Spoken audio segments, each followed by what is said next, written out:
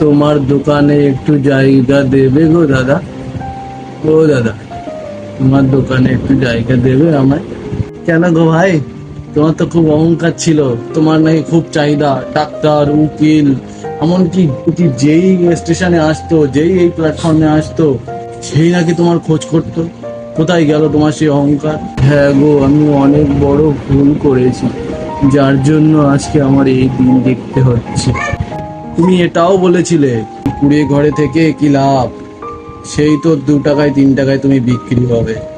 এখন তোমার সেই অহংকার কোথায় গেল? আমাকে না ওরা উচ্ছেদ করে দিয়েছে। আমি কখনো ভাবিনি যে ওরা আমাকে এইভাবে উচ্ছেদ করে দেবে। তুমি এটাও বলতে, আমি থাকি প্ল্যাটফর্মে, সবাই মোড়ে খোঁজে।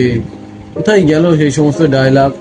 জানো বন্ধু, অহংকার বেশি দিন থাকে না, আজকে তাই তোমার এই অবস্থা।